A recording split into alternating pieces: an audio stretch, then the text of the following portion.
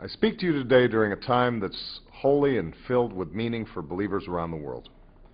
Earlier this week, Jewish people gathered with family and friends to recite the stories of their ancestors' struggle and ultimate liberation.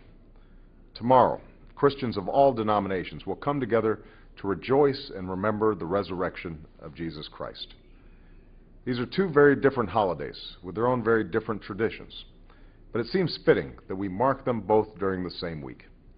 For in a larger sense, they are both moments of reflection and renewal. They're both occasions to think more deeply about the obligations we have to ourselves and the obligations we have to one another, no matter who we are, where we come from, or what faith we practice. This idea that we're all bound up, as Martin Luther King once said, in a single garment of destiny, is a lesson of all the world's great religions. And it never has been more important for us to reaffirm that lesson than it is today, at a time when we face tests and trials unlike any that we've seen in our time. An economic crisis that recognizes no borders. Violent extremism that's claimed the lives of innocent men, women, and children from Manhattan to Mumbai. An unsustainable dependence on foreign oil and other sources of energy that pollute our air and water and threaten our planet. The proliferation of the world's most dangerous weapons, the persistence of deadly disease, and the recurrence of age-old conflicts.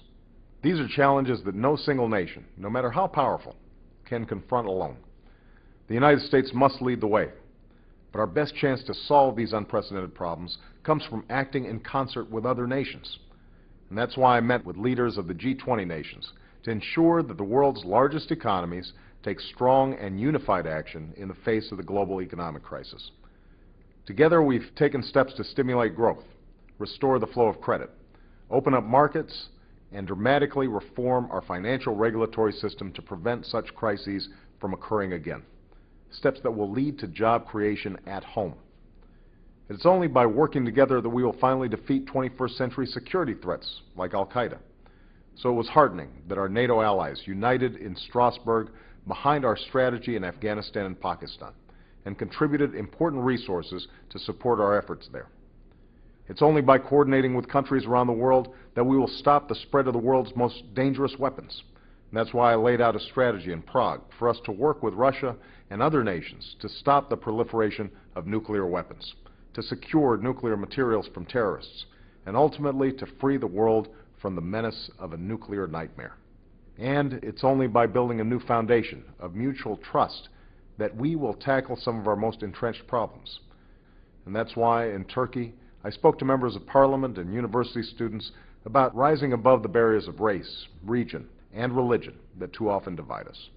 With all that's at stake today, we cannot afford to talk past one another. We can't afford to allow old differences to prevent us from making progress in areas of common concern. We can't afford to let walls of mistrust stand. Instead, we have to find and build on our mutual interests. For it is only when people come together and seek common ground that some of that mistrust can begin to fade. And that's where progress begins. Make no mistake, we live in a dangerous world, and we must be strong and vigilant in the face of these threats.